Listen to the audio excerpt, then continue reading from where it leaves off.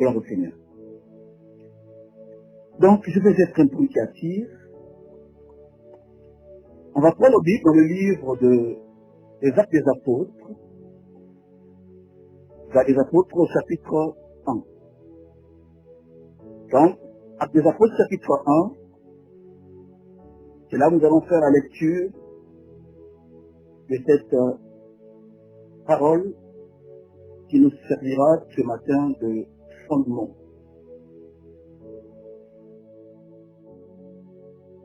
Seigneur, merci pour cet instant, Seigneur. Ta parole dit, si la tempête ne met pas un sanctuaire, le peuple ne se préparera pas au combat et le peuple ne recevra pas instruction de ta part, Seigneur. Et ce matin, je veux tout simplement être cet instrument que toi, notre Dieu, tu utilises comme une trompette dans lequel tu souffles et que le sang qui va être émis par cette trompette, ça puisse être un son clair afin que ce peuple qui est réuni ce matin puisse être instruit. Donc, la parole se trouve dans le livre des Actes des Apôtres, chapitre 1. Je prends deux versets déjà, le verset 12 et le verset 14. Actes chapitre 1, verset 12 et verset 14. Le thème, je l'ai dit tantôt, je veux être un bruit qui attire. Je lis la parole de Dieu au nom de notre Seigneur Receveur Yeshua HaMashiach, qui est appelé Jésus-Christ par les nations. Alors, ils retournèrent à Jérusalem de la montagne appelée des Oliviers, qui est près de Jérusalem, à la distance d'un chemin de sabbat. Quand ils furent arrivés, ils montèrent dans la chambre haute, où ils se tenaient d'ordinaire. C'était Pierre, Jean, Jacques, André, Philippe, Thomas, Barthélemy, Matthieu, Jacques, fils d'Alphée, Simon le Zélote et Jude, fils de Jacques. Tous, verset 14, d'un commun accord, persévéraient dans la prière avec des femmes et Marie, la mère de Jésus, et avec les frères de Jésus. Je voudrais que tu soulignes le verset 14. Tous d'un commun accord persévéraient dans la prière avec les femmes et Marie, la mère de Jésus, et avec les frères de Jésus. Deuxième lecture se trouve dans Actes des Apôtres, chapitre 2. Actes des Apôtres, chapitre 2, le verset 6 au verset 8, point virgule, verset 37 au verset 41. Donc, Actes des Apôtres, chapitre 2, deuxième lecture, j'ai dit tout à l'heure, verset 2 au verset 8, et point virgule, verset 37 au verset 41. Donc, Actes des Apôtres, chapitre 2, verset 6 à 7. 6 à 8, pardon. Au bruit qui eut lieu, la multitude accourut et elle fut confondue parce que chacun les entendait parler dans sa propre langue. Ils étaient tous dans l'étonnement et la surprise et ils se disaient les uns aux autres, voici ces gens qui parlent, ne sont-ils pas tous galiléens?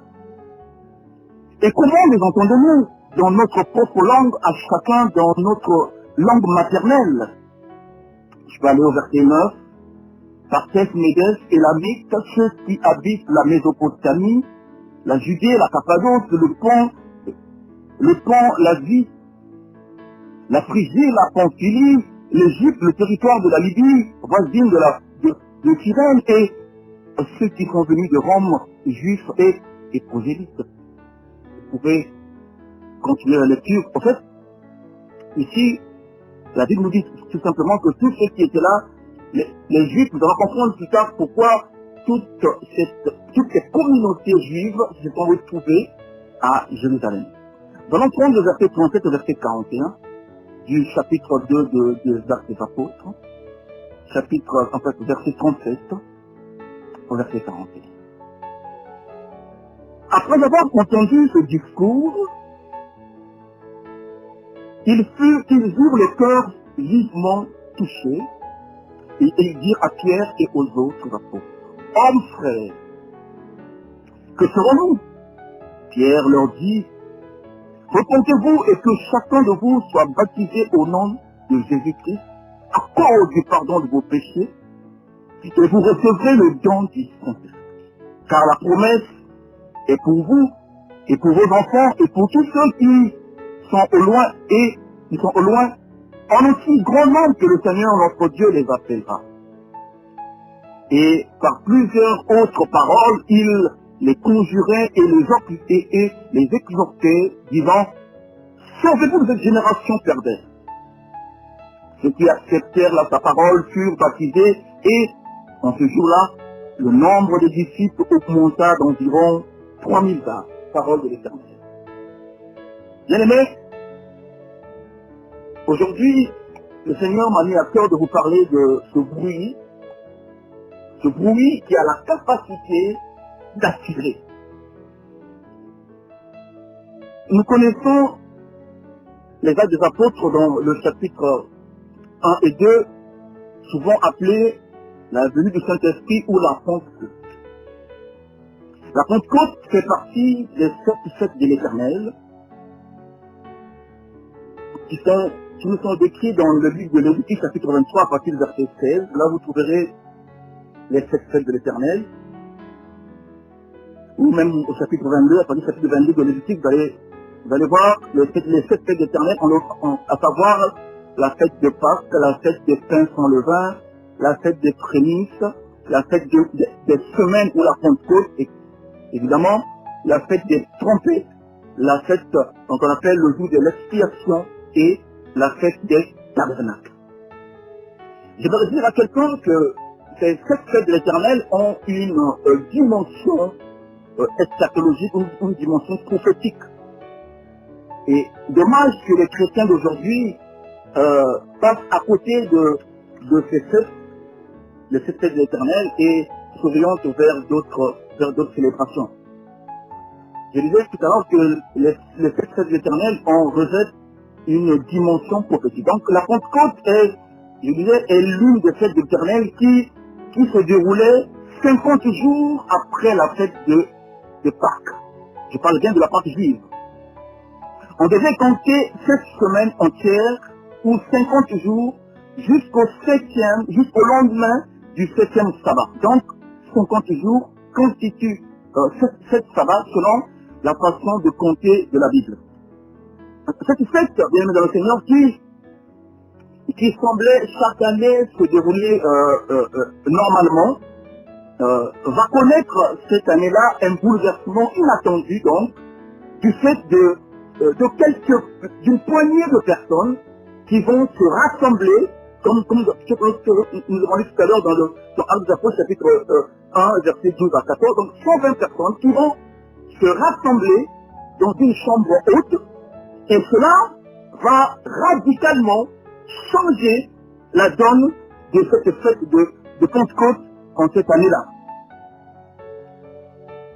Donc, la Bible dit qu'ils avaient l'habitude de se retrouver dans cette chambre haute pour faire quoi? Pour vaquer à la prière. Le verset 14 nous dit que tous d'un commun accord persévéraient dans la prière. D'un commun accord parce qu'ils avaient foi en la promesse du Seigneur citée au verset 8. Ils avaient foi à la prière. Ils avaient une promesse. Et cette promesse les amenait à persévérer, parce que nous savons très bien notre Dieu, c'est celui qui promet et qui réalise. Donc ils étaient d'un commun accord. Ils étaient animés d'une même foi, parce qu'ils avaient la foi de le Seigneur. La foi en la promesse que Dieu leur avait faite. Dieu avait fait une promesse à Jésus, en l'occurrence, avait fait une promesse. Il a dit, ne vous éloignez pas, mais attendez ce que le Père avait promis. Bien aimé, Dieu nous fait des promesses, et nous devons faire preuve de persévérance, comme ces gens-là. La Bible dit qu'ils persévéraient dans la prière.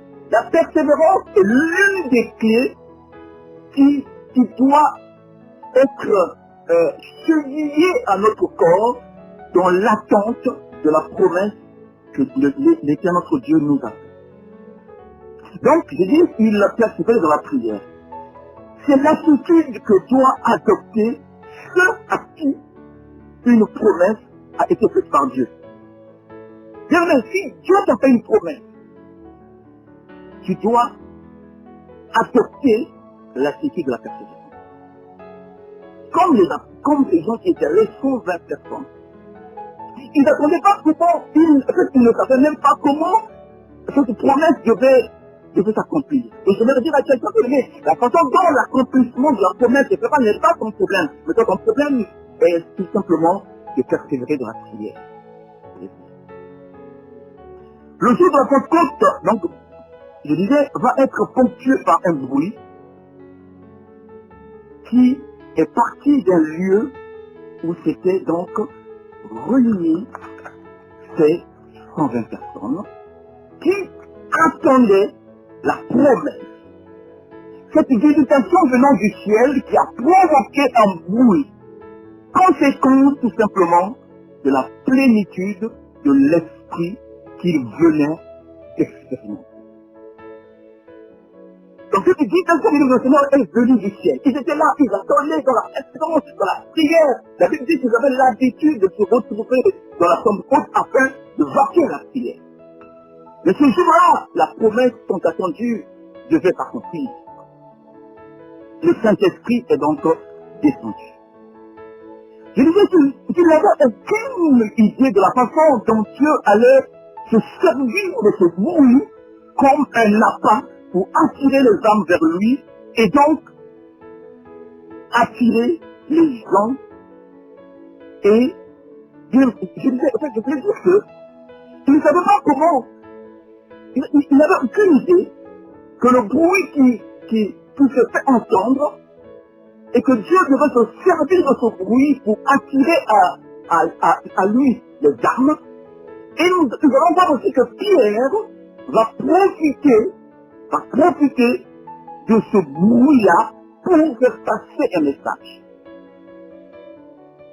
Le bruit a non seulement bouleversé la vie de ceux par qui il s'est fait entendre, en fait ceux qui étaient là, les 120, mais aussi a bouleversé la vie de ceux qui ont accouru.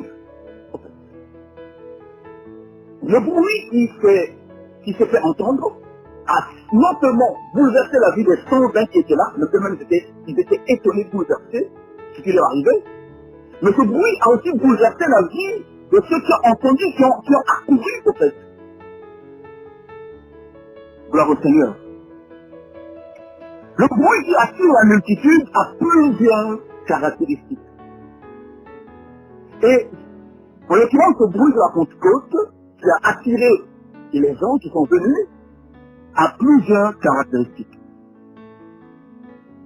Ce bruit provoqué par Dieu était la réponse de Dieu aux gens qui voulaient expérimenter une autre dimension avec Dieu. Dieu le Seigneur. Je disais que le bruit provoqué par Dieu était, pour ceux qui étaient rassemblés, c'est-à-dire les 120, la réponse de Dieu aux gens, à ces 120 qui étaient là, mais qui avaient un objectif, expérimenter une autre dimension avec Dieu ou avec Jésus-Christ. Il ne devrait pas sans oublier que cela faisait 3 ans et demi que les apôtres marchaient avec Jésus. Ils avaient reçu l'enseignement de ce dernier. Ils ont expérimenté Jésus dans la dimension terrestre, c'est-à-dire la dimension de Fils. Ça, c'était la première dimension que qu'avaient expérimenté les disciples, les apôtres, et même les 120 qui étaient dans la chambre haute, qui marchaient avec Jésus, en fait, dans sa dimension terrestre. Ils avaient connu Jésus comme Fils de Dieu. Ils se présentaient à eux comme Fils.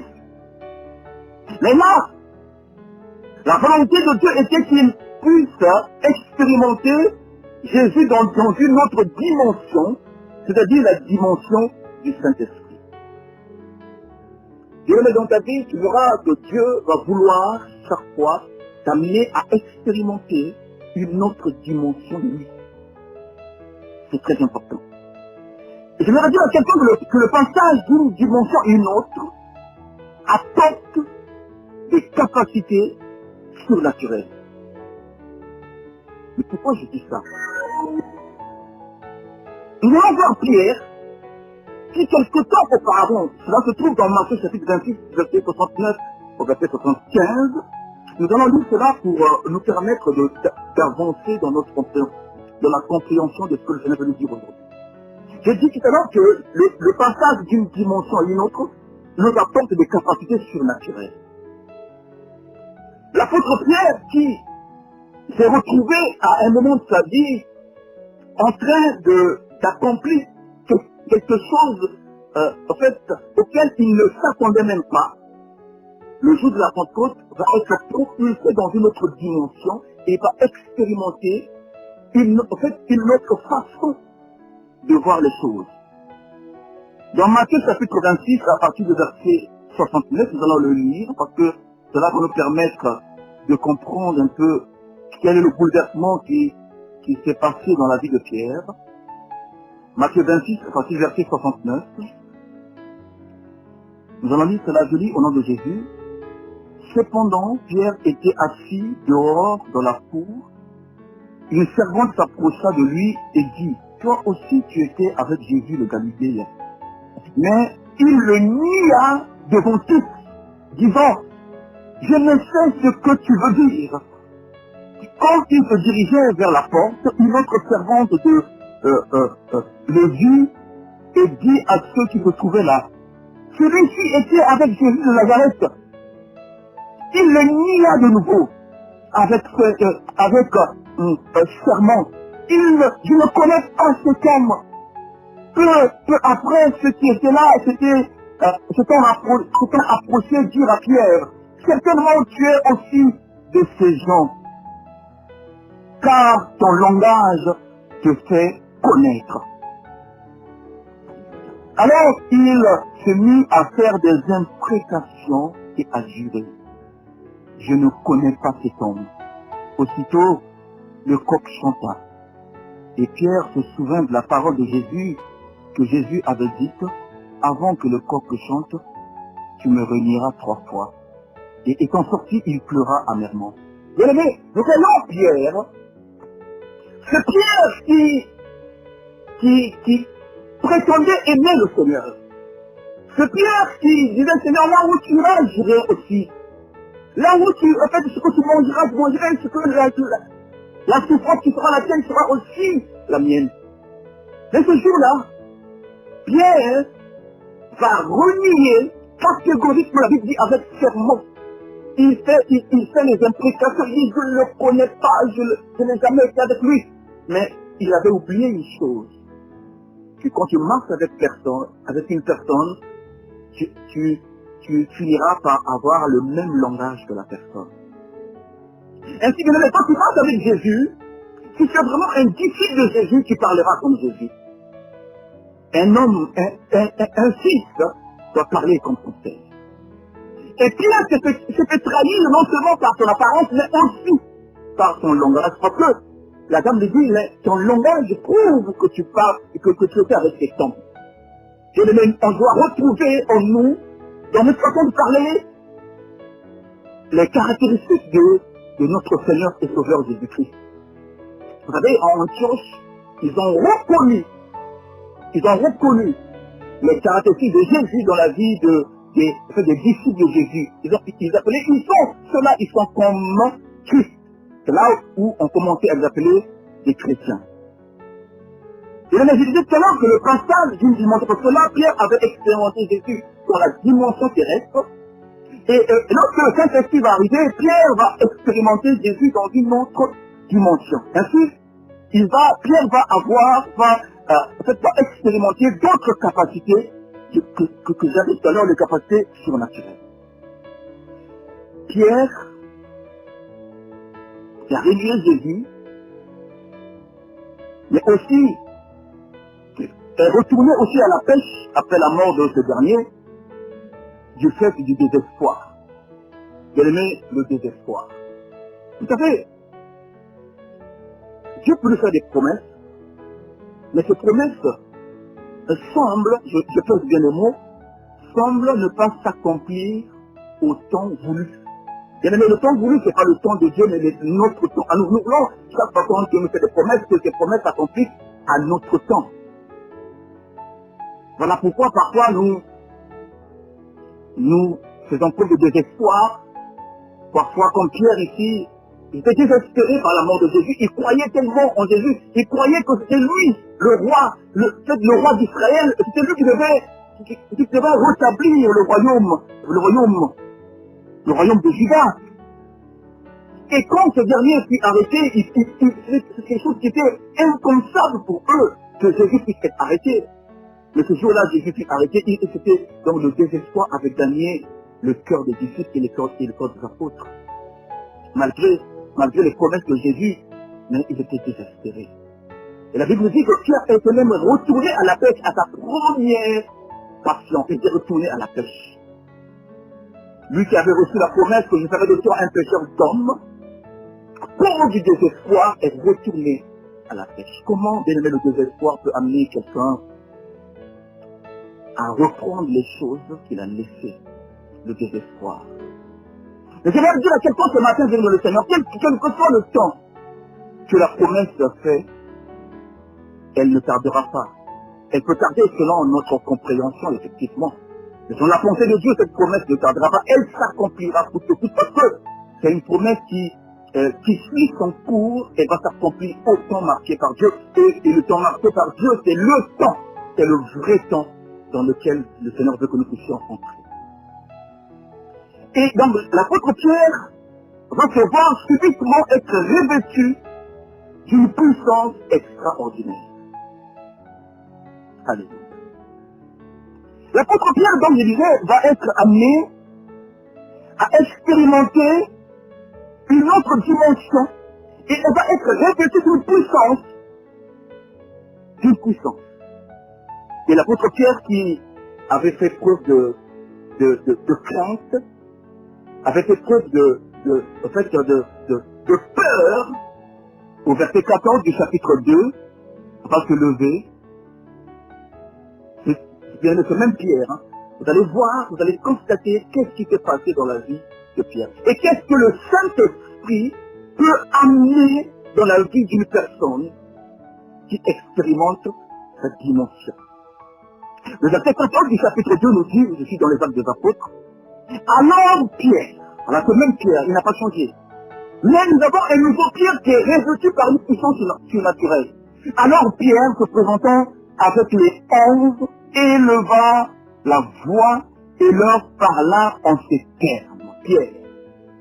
Pierre, qui a renié Jésus devant une femme, devant une poignée de gens, va maintenant se tenir debout afin de parler à une multitude de gens.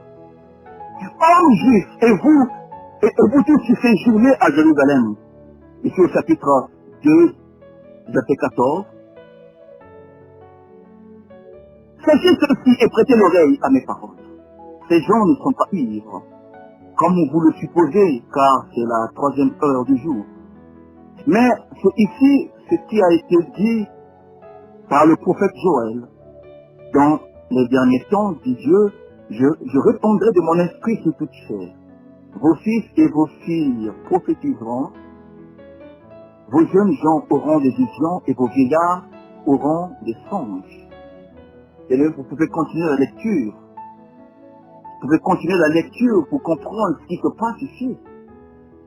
Mais Pierre qui connaissait les prophéties, même la prophétie concernant la mort de Jésus, Jésus avait prophétisé et dit, moi, le Fils de l'homme va être crucifié. Même lors de l'Empire de Jérusalem, il savait très bien qu'à Jérusalem, Jésus devait être livré. Jésus avait martelé cela. Jésus avait dit aux disciples, il avait enseigné les apôtres cette parole. Mais lorsque cette parole s'accomplit, les apôtres sont désemparés.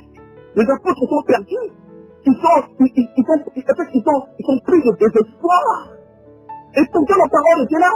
Mais qu'est-ce qui fait? Pourquoi Pierre n'a pas dit, lorsque cette femme lui a posé la question qui faisait parmi de ceux qui m'appellent Jésus, pourquoi Pierre ne s'est pas souvenu de la promesse de Jésus? Tout simplement parce que Pierre n'avait pas encore expérimenté la dimension du Saint-Esprit.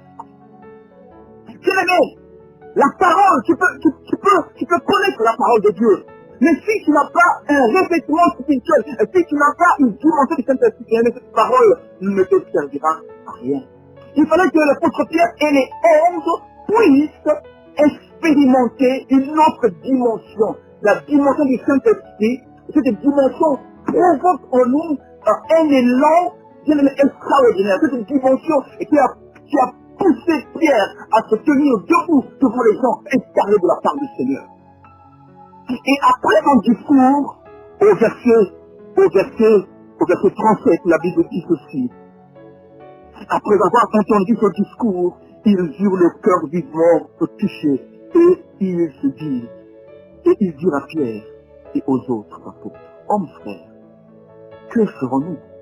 Pierre leur dit, repentez-vous et que chacun de vous soit baptisé au nom de Jésus-Christ à cause du pardon de vos péchés et vous recevrez le don du Saint-Esprit, car la promesse est pour vous, pour vos enfants et pour tous ceux qui sont au loin, en aussi grand nombre que le Seigneur, notre Dieu, les appellera.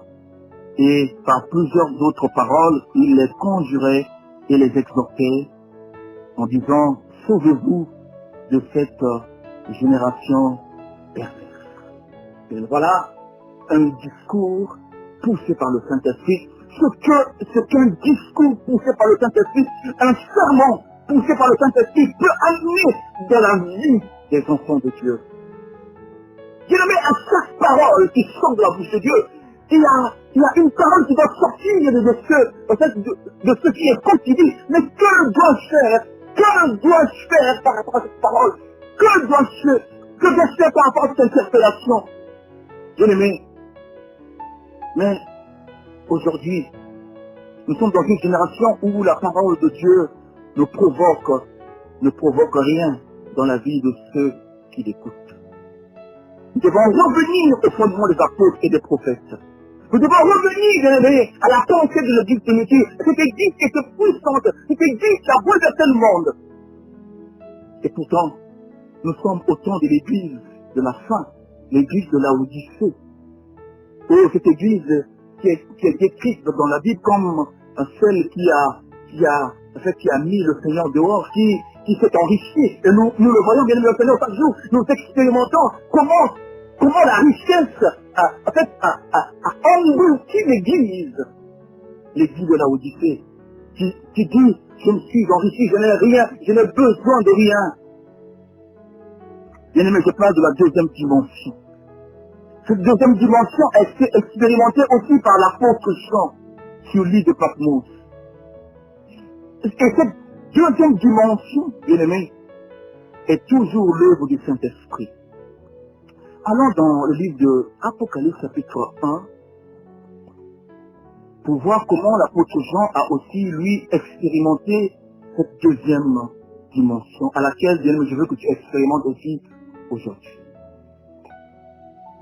Apocalypse chapitre 1, je prends le verset 9, 12 et 11 et le verset 17 à 18.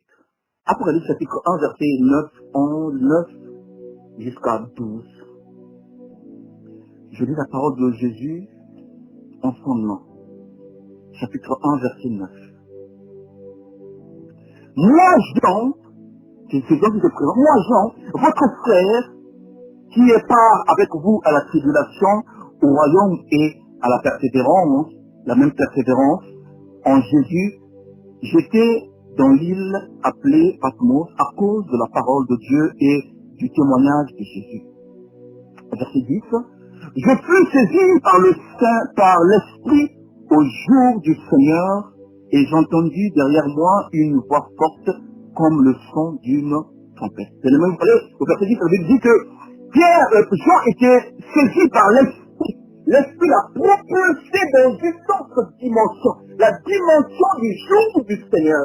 Le jour du Seigneur ici, ce n'est pas le dimanche. Le jour du Seigneur ici, c'était l'accomplissement d'une prophétie. Le jour où le Seigneur devait revenir. En fait, le jour qu'on appelle le jour du Seigneur. Le jour où les prophéties de Dieu s'accomplissent, où Jésus revient sur terre, où Jésus va implanter son royaume terrestre. Donc, Pierre, saisi par le Saint-Esprit, Jean, saisi par le Saint-Esprit, fut transporté dans cette dimension. Et le Saint-Esprit, lorsqu'il vient en toi, peut te transporter à expérimenter des choses qui ne sont pas permises à un homme ordinaire d'expérimenter. Ici, on le pense, voyons notre frère Jean expérimenter le jour du Seigneur. Verset 11. Qui disait, en fait, la trompette, il disait, ce que tu vois, écris-le dans un livre et envoie-le aux sept églises, à Éphèse, à Smyrne, à Pergame, à Thyatire, à Sardes, à Philadelphie et à Laodicée. Je me retournais pour savoir quelle était la voix qui me parlait, et après m'être retourné, je vis 7 chandeliers d'or. Alléluia. Et au milieu de 7 chandeliers d'or, quelqu'un qui ressemblait à un fils d'homme, vêtu d'une longue robe, et ayant une ceinture d'or à sa poitrine. Gloire au Seigneur. Bien aimé, Jean connaissait Pierre, Jean connaissait Jésus. Jean a marché avec Jésus pendant 3 jours et demi, mais le Jésus que Jean va voir sur le livre de la Patmos n'a rien à voir avec le Jésus qu'il connaissait, qui était son compagnon pendant 3 jours et demi. Le verset 17 nous dit que quand je le vis, Jean, qui connaissait Jésus, mais quand je le vis, je tombais à ses pieds comme mort. Il posa sur moi sa main droite en disant, ne crains point, je suis le premier et le dernier. Je suis le vivant, j'étais mort, alléluia, et voici, je suis vivant au siècle des siècles. Je tiens les clés de la mort et du séjour des morts. En Jésus. Bien aimé, dans la deuxième dimension, notre vision n'est pas toujours claire. Et cela peut nous amener à avoir des doutes et à se poser des questions.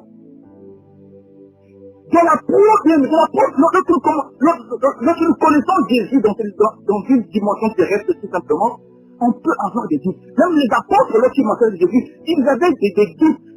Ils ont même posé des questions. Nous voyons dans Matthieu chapitre 19, verset 27, comment le même Pierre va poser des questions. On va se dire, mais Seigneur, mais nous on ne comprend pas, écoutez, on a tout laissé.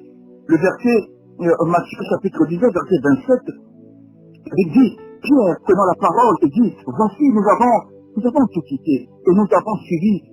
Qu'en sera-t-il de nous? Voilà, bien aimé, dans la première dimension. Lorsqu'on connaît le Seigneur, dans la première dimension, on peut être amené, à juste titre, évidemment, à se poser des questions sur notre vie. Mais qu'est-ce que moi, je suis devenu chrétien, cela plusieurs années que je prie, mais c'est comme l'impression que toutes les prières que je fais ne sont pas exaucées par Dieu, ne montent pas vers Dieu, mais parce que tout simplement, le Seigneur, tu connais Jésus que dans une première dimension. Et aujourd'hui, le Seigneur veut que tu expérimentes la dimension du Saint-Esprit. Le Seigneur veut que tu puisses monter avec lui, expérimenter une autre dimension. Bien aimé, la première dimension est une dimension charnelle. Et la deuxième dimension est une dimension spirituelle. Et lorsque le Seigneur veut que tu expérimentes la deuxième dimension, regarde ce qui va se passer. Apocalypse chapitre 4, verset 1 à 2. 1 à 2. Nous allons voir que l'apôtre Jean va changer de dimension. Le changement de dimension, qu'est-ce qu'il peut faire? Chapitre 4 d'Apocalypse, verset 1 à 2 dit ceci, je lis au nom de Jésus, je prie de noter Apocalypse chapitre 4, verset 1 à 2. Après cela, alléluia, je regardais, et voici, une porte était ouverte dans le ciel. Et Jean était dans une dimension inférieure. Et lorsqu'il va regarder, il va regarder au ciel, il va voir qu'une porte est ouverte dans le ciel. Mais la dimension dans laquelle Jean se trouve ne lui permet pas de voir au-delà de cette porte qui est ouverte. Il a fallu donc que l'apôtre Jean soit propulsé dans une autre dimension pour voir ce qui était derrière la porte qui était ouverte. Regardons cela. La première voix que j'avais entendue comme le chant d'une trompette et qui me parlait dit, regardez ce que la parole de Dieu dit. Jean avait écouté une première voix, nous avons vu dans le chapitre 1 d'Apocalypse. Et cette même voix vient dire à Jean, monte ici et je te ferai voir ce qui doit arriver dans la suite.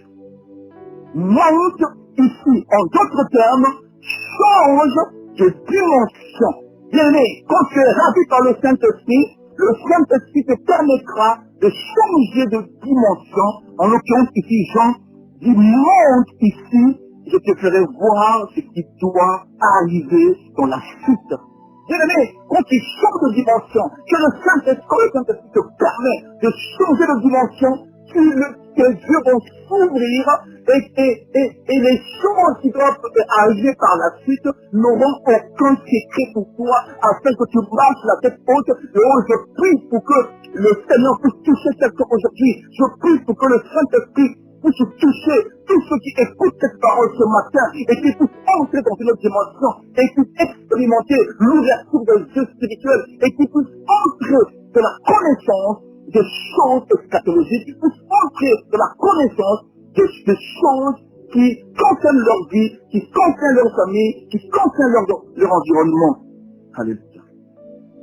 La deuxième dimension. Vous, bien de le Seigneur, j'ai parlé de la première dimension et de la deuxième dimension. Revenons à notre bruit. Le bruit de la Pentecôte, premièrement, il attire. Nous avons vu que les gens accoururent. Les gens ont accouru. Le bruit de la Pentecôte attire. Les gens viennent. Le bruit de la Pentecôte crée la confusion dans la tête des gens. Les gens étaient confus, en fait. Ils étaient confus, ils étaient dans la confusion. Le bruit de la Pentecôte déstabilise les gens. Oh, fais de moi un bruit qui crée la confusion de la vie des gens. C'est le fait de voir un bruit qui déstabilise les gens. Le bruit de la Pentecôte amène l'étonnement. Étonnement. Les gens étaient étonnés. Ils n'en croyaient pas à leurs yeux. Lorsque Dieu fait de toi un bruit, les gens sont étonnés. Les gens qui viennent, ils sont étonnés. Ils n'en croient pas à leurs yeux. Et enfin, le bruit de la Pentecôte crée la surprise. Bien aimé, il y aura une surprise dans ta vie. Les gens seront surpris. Alléluia. Oh, j'aimerais dire à quelqu'un, pour tous ceux qui ont soif de Dieu, pour ceux qui ont soif de Dieu, qui prient, qui attendent la promesse avec persévérance, et qui sont là, qui ne se relâchent pas. Gloire au Seigneur. Le chapitre 2 des Apôtres, verset 2, nous dit ceci. Oh, je veux parler à celui qui a soif de Dieu aujourd'hui. Oh, je veux parler à celui qui s'attend à quelque chose de la part de Dieu. Je veux parler à quelqu'un ce matin qui espère en Dieu. Je veux parler à quelqu'un ce matin qui pense regarder Dieu comme David a dit, je laisse mes yeux vers les montagnes. Oui, mais Dieu me viendra ce secours qui comprend que le secours me vient de l'Éternel qui a fait les cieux et la terre. Le chapitre 7, Dieu nous dit, tout à coup, il vint du ciel un bruit. Bien-aimé, je disais tout à l'heure que pour tous ceux qui ont soif de Dieu, il y a le verset Dieu qui s'accomplit. Tout à coup, il vint du ciel un bruit. Un bruit. Bien-aimé, j'aimerais que tu expérimentes ce bruit-là. J'aimerais que tu expérimentes le verset 2. du chapitre 2 du livre des Actes des Apôtres. Tout à coup. Gloire au Seigneur. La deuxième dimension liée au Saint-Esprit entraînera automatiquement que ton langage puisse changer. Et le ton langage va changer quand tu vas expérimenter la deuxième dimension. La Bible dit au verset 3, je continue le verset 2, tout à coup, il vint du ciel un bruit comme celui d'un vent impétueux et il remplit toute la maison où ils étaient assis. Des langues semblables à des langues de feu leur apparurent, séparées les unes des autres, et se posèrent sur chacun d'eux, et ils furent remplis du Saint-Esprit, et se mirent à parler en d'autres langues, selon que l'Esprit leur donnait de s'exprimer. Alléluia. C'est lorsqu'ils expérimentent la deuxième dimension, la Bible dit et que le Saint-Esprit se pose sur eux, et ils se mirent à parler en d'autres langues, selon que l'Esprit leur amenait à s'exprimer. Or, il y avait là, à Jérusalem, j'ai dit tout à l'heure, les gens qui sont venus célébrer la Pentecôte, la fête des semaines, c'était les Juifs de la diaspora, ils étaient à Jérusalem ce jour-là, pour la fête de la Pentecôte. Ils ne s'attendaient pas être témoins d'un événement surnaturel. Alléluia. Et les 120 ont parlé d'autres langues. Bien-aimé, je voudrais dire à quelqu'un ce matin, les gens, quand tu vas expérimenter la deuxième dimension, tu parleras des langues. En fait, tu auras une conception des choses, tu vas parler comme les gens, en fait, d'autres personnes qui ont fait des grandes études, d'autres personnes qui ont expérimenté des choses extraordinaires. Mais lorsque toi, tu entreras dans cette dimension, bien aimé, même dans ton travail, lorsque tu ouvriras ta bouche, parce que c'est dans la troisième dimension, bien aimé, tu parleras le langage même de ceux qui ont fait plusieurs années d'études, par exemple en économie. Mais quand tu parleras, bien aimé, au Seigneur, tu parleras comme eux, qui te comprendront. Ils vont dire, mais comment, bien aimé, le jour-là, les Juifs qui venaient d'autres pays, ils les ont entendus parler dans leur langue, ils ont dit, mais ces gens-là sont tous des Galiléens, mais comment les entendons-nous parler dans notre langue maternelle, en fait? Qu'est-ce qui s'est passé? Mais tout simplement parce qu'ils ont expérimenté la deuxième dimension. Bien aimé, je vais te dire ce matin que quand tu expérimenteras la deuxième dimension, bien aimé, tu auras des connaissances que tu n'as jamais expérimentées. Même dans ton entourage, tu vas aborder des questions, tu vas aborder des thèmes, alléluia. Il a fallu à d'autres personnes de passer plusieurs années sur le pont de Paul, alléluia. Mais toi, à cause de la deuxième dimension, tu vas avoir le même langage que eux. Les gens seront étonnés du fait que tu parleras le même langage que eux. Pour eux, c'est naturel parce qu'ils ont fait des langues d'études, etc. Là, je prends un exemple, mais pour toi, c'est l'œuvre du Saint-Esprit. Alléluia. Bien-aimé, j'aimerais dire à quelqu'un, lorsque tu expérimenteras la deuxième dimension, cela va amener à l'accomplissement de la parole de Joël chapitre 3, verset 10. Alléluia. Bien-aimé, je voudrais ce matin te dire d'entrer dans la deuxième dimension. Je voudrais ce matin t'amener à comprendre que le Seigneur fasse de toi un bruit qui attire. Que le Seigneur fasse accompagner ta vie d'un bruit qui attire. Un bruit qui attire.